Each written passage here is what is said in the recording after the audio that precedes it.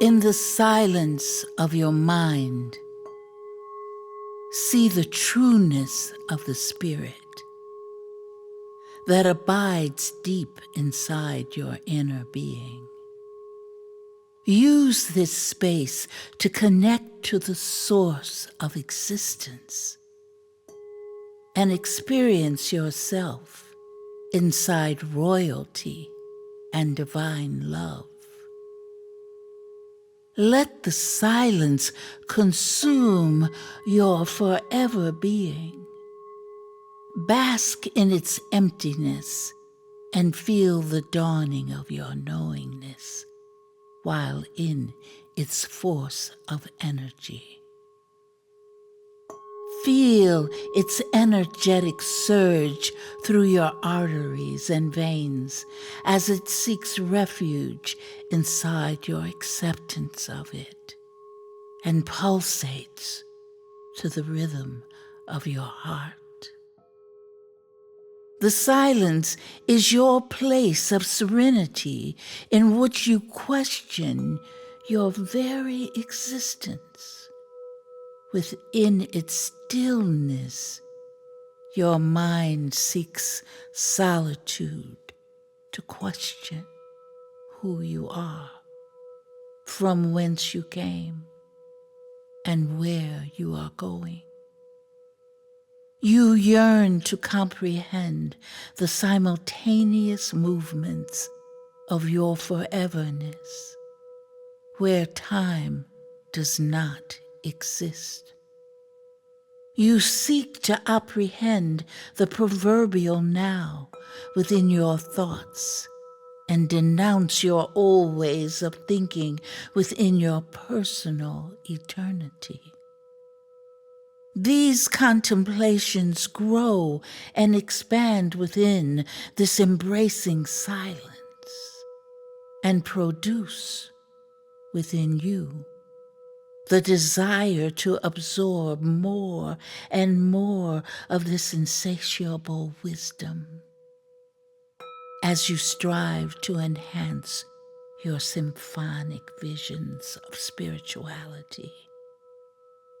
Weave in and out of your realities as you contemplate your self-meaning. Allow your mantra to become, "Awaken my spirit, O silence. Seize me in your embrace and rock me in the boughs of your eternal bliss as I shed my skin of bondage and reach into the oblivion for my movement into infinity, my movement toward you. For I have learned that I am eternal and forever yours."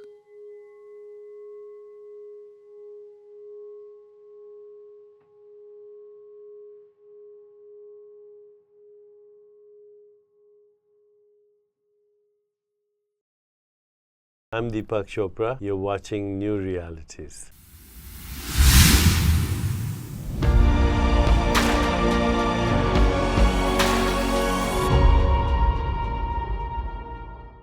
Welcome back to New Realities. I'm Alan Steinfeld today with my very special guest, Gretta Chamberlain. This is the music and composition we've been listening to, her In Silence, opening of her new album that's just out, that is spoken word and beautiful music behind it that puts people into this higher state of consciousness. So Gretta, I know you're an amazing speaker, communicator of higher energies. What made you want to do music and word and poetry for this album? Well, it started off maybe about 3 or 4 or 5 years ago, Alan, because I had thought to take the quotes of the realm and put a quote to music. Oh, you have to describe the realm first, because I know what the realm is. I mean, it's these Yeah, you but do. yeah. So tell people what the realm is, because that's a big part of your spiritual teaching, the realm. And then, yeah, I want to hear it too. So please. Tell me. Okay, where they are ethereal beings that have been with me since I was a child. And then when I started the work, they were giving me guidance throughout my entire life. So I was guided to do the healing work that I do. Mhm. And then we moved on into a podcast called Shifting Impressions at the time. We've decided to stop doing that and we're going to create a new one. But it fostered that. So I asked them, I knew that I was going to channel them for at least 30 minutes into the program. Mhm. So I asked them, I said, what do you guys want to be called? Because we had to give bios. So how do you give a bio to to a group of etheric beings, Right. And so I asked them, what do you want to be called? And they told me the realm of beings. And I said, oh my goodness. I had to really get used to that. But then since then, so that's been about 5 years, I've been calling them by that name. Mm. Prior to that, they were just my guides. They were the forces that walked with me. So they're ethereal. They are the type of species that they are is that they are pure thought because there are species here in this universe that don't hold corporal bodies, Right. and mine do not. They're just pure thought. Mm. Yeah. So this is music from the realms, and this is like music and words from the realms. Is that what we're listening to? You can say that because Danny is playing the singing bowls. Okay. Danny Heiss, Danielle Heiss. Right. And she'll tell you, that it was channeled to her what bowls that she needed to play Mhm. along with what I was speaking.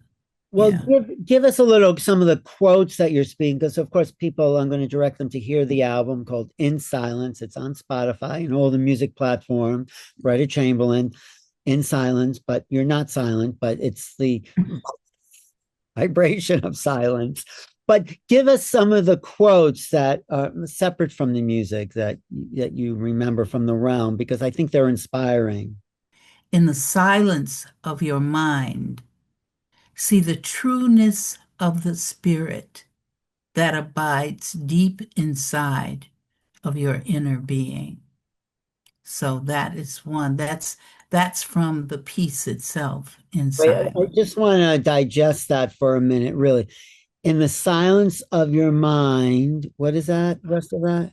See the trueness of the spirit Right, right. I get that. that abides deep inside of your inner being. Right. Because that's why people meditate to get to that. Absolutely, All right. absolutely.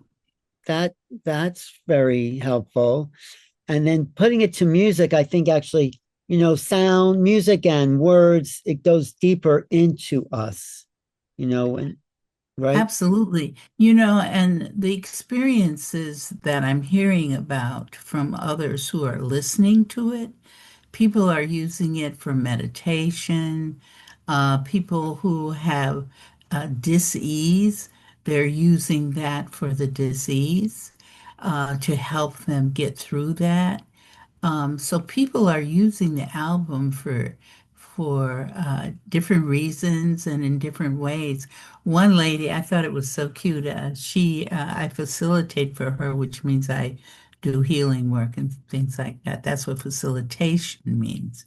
So she told me, Greta, I was sitting there in the watching the or yeah, she was watching the live concert Right. and she said, I moved to my other chair, which was a little bit more comfortable. And she said, and I fell asleep. She said, I'm so sorry, Greta, but I fell asleep. I said, that's fine. I Mhm. said, that's beautiful because that shows the beauty of the peace, the beauty of this album and the music that it rested you in such a way that you fell asleep. I said, that's great. Actually, I have to admit, when I first heard it, I was listening to it, you sent it to me, and it put me out too into a really nice, peaceful sort of, I guess it was a sleep, but it was just a kind of very peaceful place. Yeah, it transports people a little bit to those realms, to the realms. Maybe they actually transported to the realms itself, right? As far as you want to go, Alan. As far as you want to go, it'll take you there. All right. So you open with In Silence, and how do you progress through the album? Talk about that.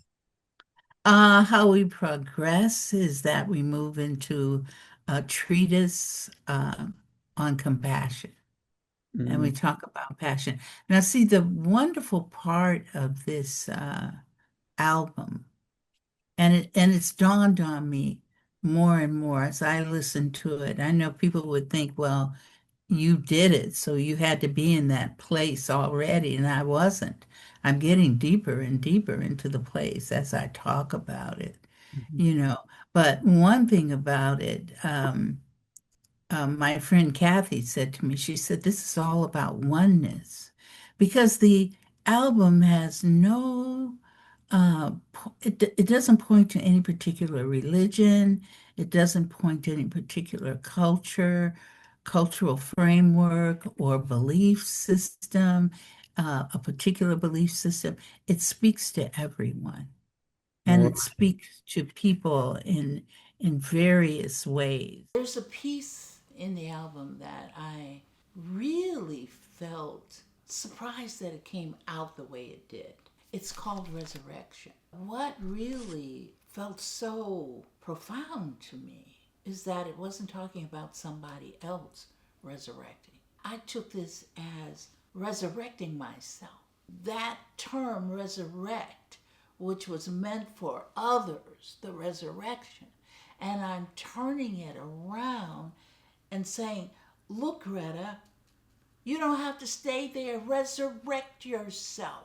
You don't have to worry about paying your rent or your mortgage or not feeling well. Come on, let's move ourselves up out of it. Let's resurrect ourselves. And quite a few people use that if they have a disease because it talks about resurrecting yourself. Because at the very end, it says, resurrect yourself, resurrect yourself. In other words, it's the piece is letting you know that whatever condition you're faced with, you don't have to remain there. So that's something for everybody, regardless of even what country you belong to. The last one is illusion. And ironically, people, my daughter always looks at the stats and she says, more people are listening to Illusion than any of the other pieces. So I said, wow, look at that. People want to deal with illusions in right. their lives. Yeah. Well, so this has been channel. I mean, you're sort of a channel in your healing work and in your, so with these channels, you didn't know what you was going to come out of you. It just kind of spoke through you. Is that what happened there? Absolutely, absolutely. I would just come down and say, okay, it's time to write. So I tell them, I said, come on, guys, we Okay. gotta go, we gotta write this now, and I would just feel what it was going to be called. Um, I know I stated that. The interesting part about In Silence is that it was not the first piece. I think it was the third piece that we wrote. And then everyone asked me after we had recorded it, say, what are you going to call it? And I'm going, oh, I don't know. So I always, when I don't know something, I go to sleep and bring me the answer. So when I sat up, I said, oh, we're going to call it In Silence. And then the piece was The Silence. And I said, okay, we got to change the name. So we changed it from The Silence to In Silence. So it matched the name of the album. I like Yeah. that better. No, I like in silence because you bring people into an inner silence. I think that's the power Mhm. of this work. And, I hope it does really well. So, were you a musician before? I mean, you're a poet, you have a great speaking voice. Um, why did you decide to come out in this form of teaching? At the young age of 78. Could you speak to why you felt like it was important to create the album now? That's very simple because I was told, we want you to do this. So when I'm asked to do something, then I do that and I carry it through. I trust that everything that is needed to do it is there. So it's like staying focused. It's a creation of reality. The realm of beings is always a part of me. They're never separate from me. This was a project of so many people that have come, and all of you in this audience are part of this because we're not separate from each other. With me, it was to sit down and it went beyond quotes. I was no longer writing quotes now. I was writing a whole passage. And then I would know when it would just say, okay, we're through. I said, okay, we'll stop. So we went on, they're about just one page, but I think that most people tell me it's very deep and they have to play it more than once so they can fully get the understanding of what the realm was saying. Well, in silence, Clint did the album cover, Mhm. and he did such a brilliant job because all I saw was black. For In Silence, I saw total blackness. And in my work, blackness is protection. It protects people. I use that in the energy work I do. So it's very protective, very warm, and can be very embracing.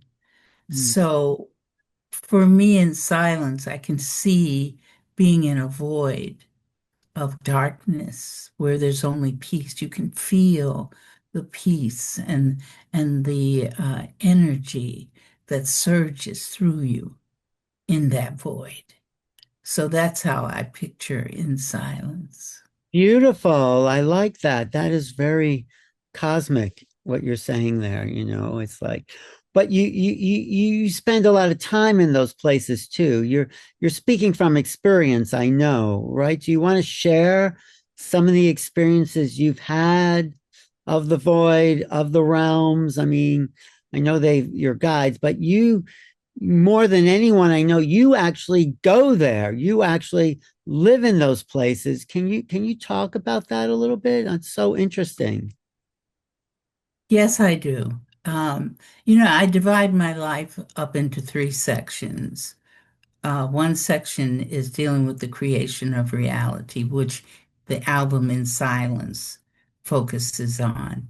The other is medical, because I do healing work for people who have Parkinson's, different various types of cancers, psychological challenges, you name it, we work on it. The other part is the cosmic part that you're talking about, where, all of us are given tasks. Some of us are more aware of the tasks when they come up than others. So I know when I'm being given a task. So a lot of times I'm given tasks that take me off world, still in this same universe, but off world. And I interact with other individuals. Um, I just call them individuals. I don't like to tag them with different words that we use here, but different individuals that are outside of being human. And I have facilitated for them various ones. And one of my tests is to deal with various aspects of the universe. And they've sent me to when certain challenges occur. I have three planets that I must protect and have done so because they've been attacked by part of the universe that has yet to accept unconditional love. See, there's a mandate by the three gods of this universe. Most people think there's only one, but in actuality, there are three. And their mandate is to deal with unconditional love throughout the universe. So we've had some challenges with that. There's a planet in the universe that is set up specifically where different species, they look differently, they operate differently, but they all live together. And that was to show that it does not matter what species you are.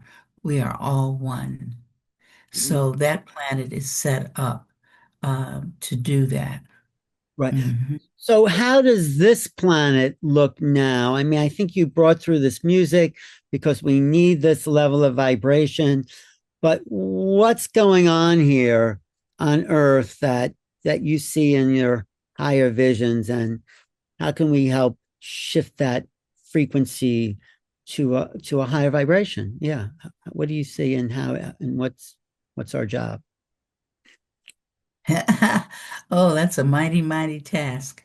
For me, it is to provide an album like In Silence, Hmm. because another waking, I said, okay, In Silence. And then they said, this is a physical response,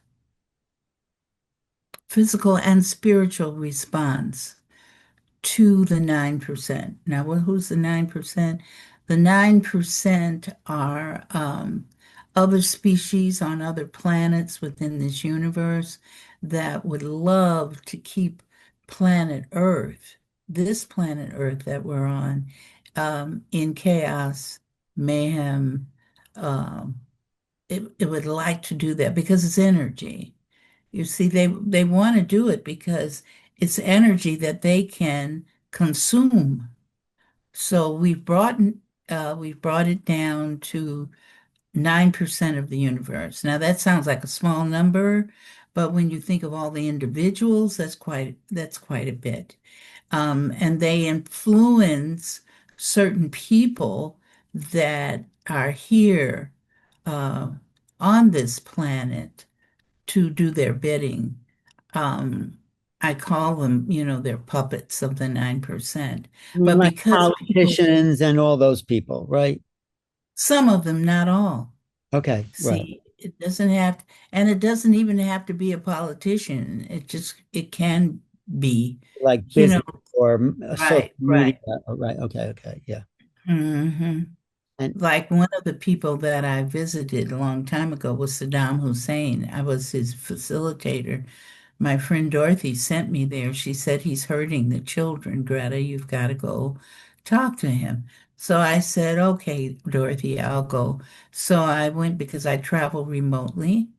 So mhm, I went to him in his office and I told him, I said, well, I'm here because, my friend Dorothy sent me and she says you're doing da da da, you're doing these things.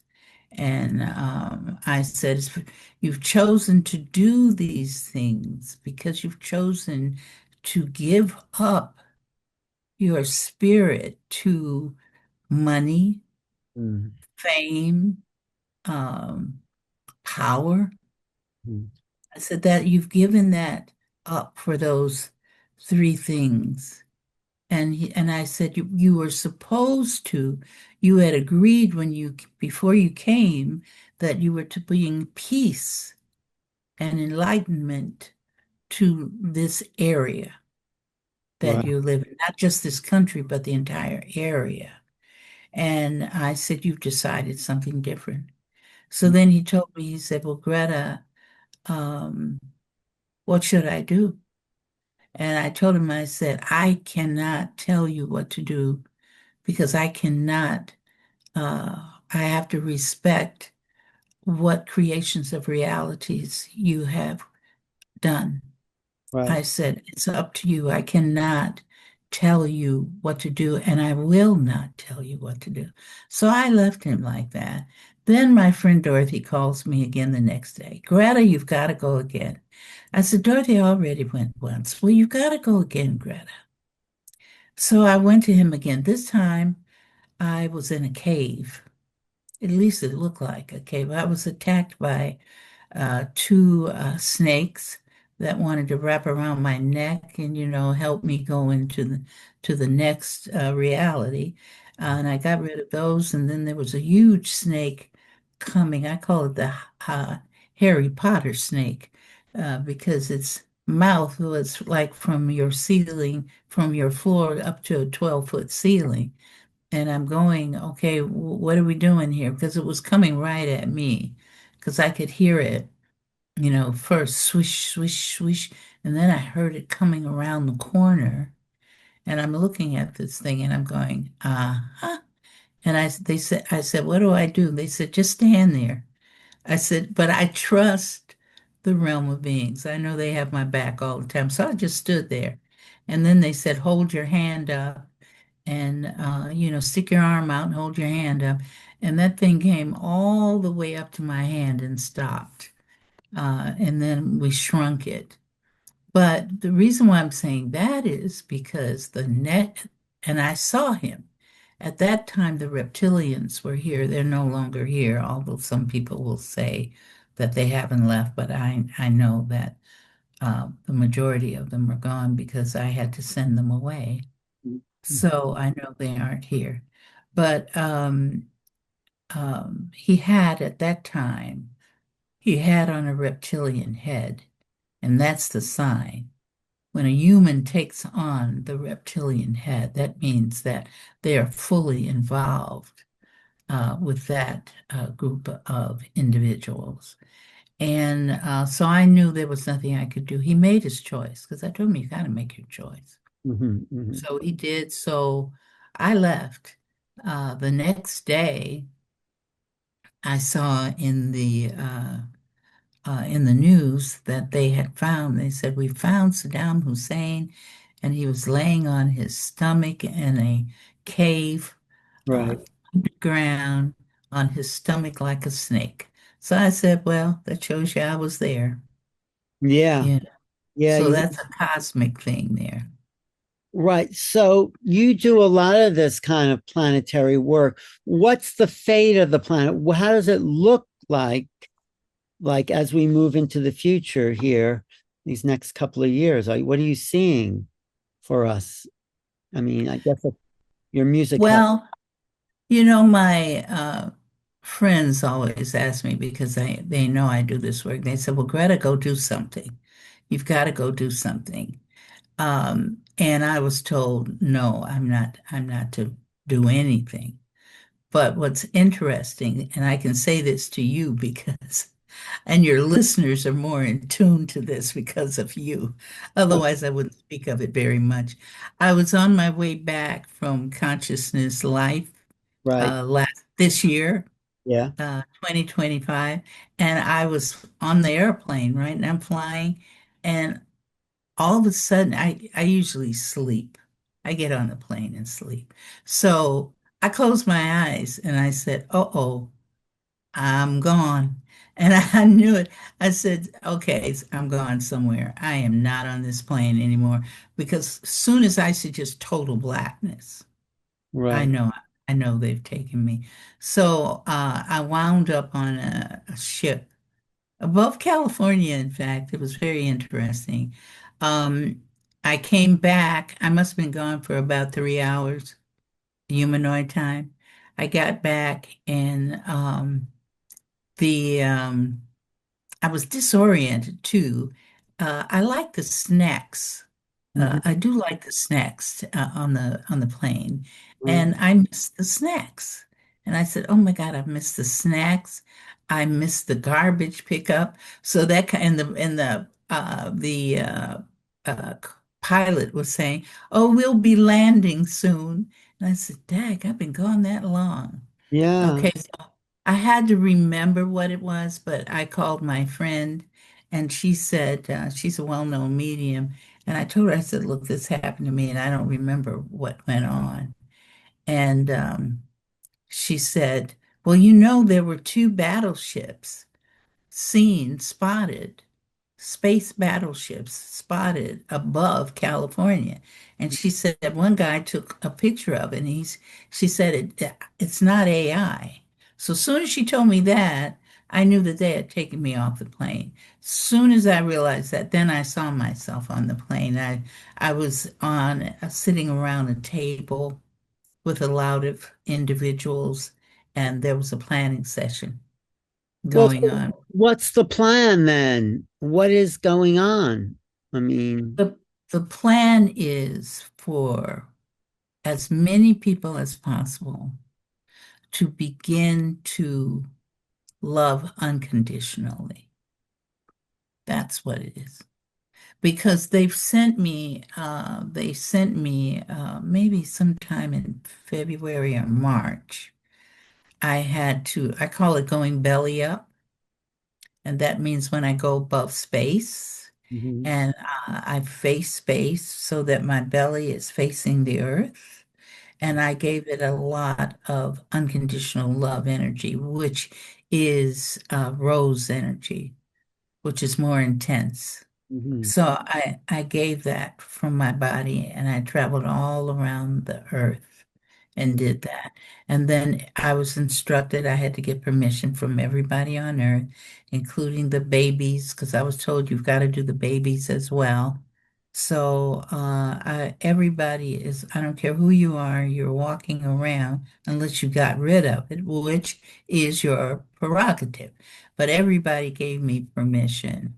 Those people that didn't want it, I always give them the option. If they don't want it, then I will not do it. right, right. But everybody was giving, including you, everybody. I was placed in a bubble, Mm, clear electromagnetic bubble with uh, rose energy of unconditional love to assist you in operating at that level. mm. How did you learn to be so multidimensional intergalactic? Was this something you're born with, or did you have training? Um, I think the training it started when I first learned. I spent 3 days with Dr. Irene Hickman, who's no longer in this reality. And I learned um, how to do to go remote. So notice I did not attach remote viewing. Right. I just remote because, when you do remote viewing, you're going to go see different things and they leave you alone because they know you're just going to look. Right. When I go, I'm not going to just look. Anything that's of low vibration, we move it. Mm, So they know, okay, Greta's coming, here she comes, so it's that type of thing. So I learned remote. Soon as I learned how to go remote, then that's when the realm took over all of my instructions. So mm, they teach me. They right. teach me what to do. So this Mhm. is the next level of their teaching coming out with this music album, right? This is one level of it. They've taken me even beyond what you and I, when we first talked about my work. The work has escalated now. It's dealing with all kinds of realities. So I work in realities now. They've gotten rid of the concept of dimensions with me. I no longer accept the concept of dimensions. And when they take a concept away from me, I always ask them, what is going to be the replacement of it? So they told me the replacement of it is going to be realities. So Mm. I work in realities and then there are reverberated realities, there are probable realities. I'm in four realities now and psychosomatic realities. So I work in all those realities when I do work for people now. Thank you for your dedication and this work and the gifts you share. Is there one track you would like us to end with, like to have illusion. Should we play that as we kind of? Sure, you can play that one. Well, which one do you like? Which ones do you like? I like them all, Alan. I like them all. They're your babies. Okay, yeah. Yeah. So you choose. I'm gonna let you All choose. right. Greta, thank you, my friend, for you. I'm just happy to be your friend. So Yeah, I'm glad to be yours too, Alan. This is great. thanks, Greta, for your time. Thank you, Alan, for having us. Greta Chamberlain, In Silence. Look for it on Spotify. On what other music apps are they? Apple, YouTube, various other platforms. Right. Mhm. It's a very deep, meditative, um, transformational experience. So And I you know, I wanted to tell you, I forgot to tell you that we were up. We submitted to the Grammys. We were accepted in for the category of For Your Consideration. There is a fire burning in each of you. It is the fire of spirit. It is your source of wisdom.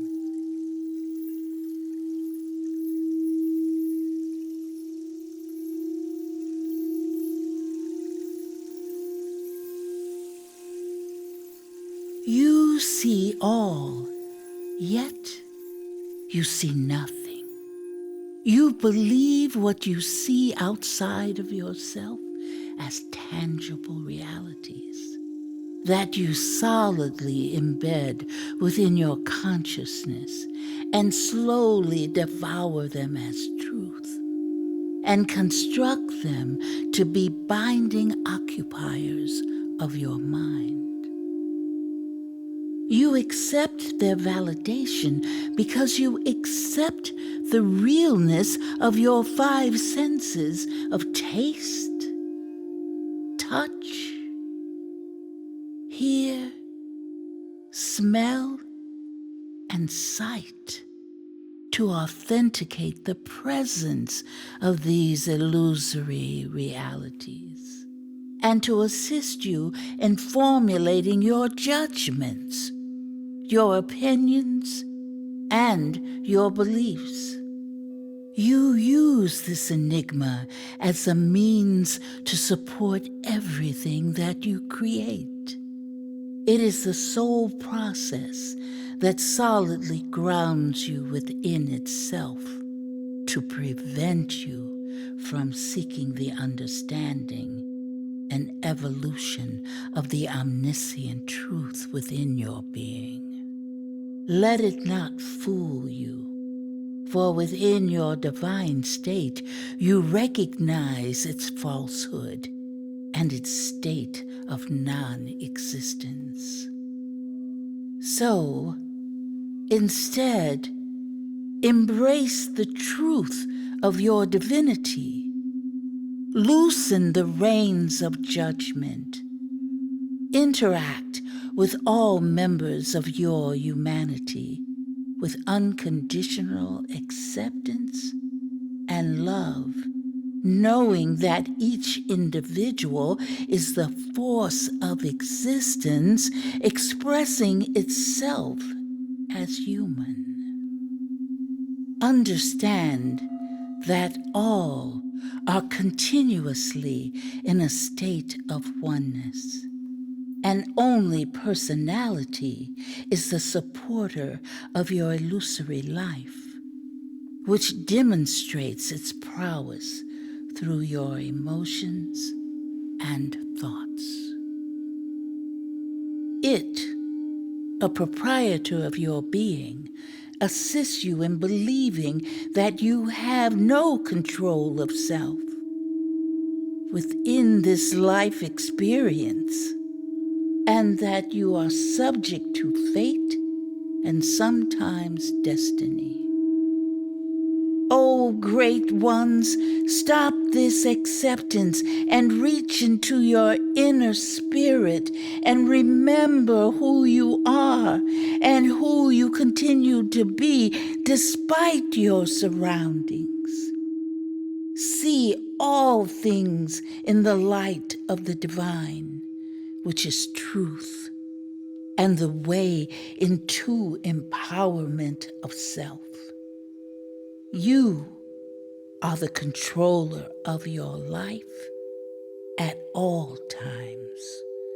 So embrace yourself with this true reality and loosen the shackles of illusion.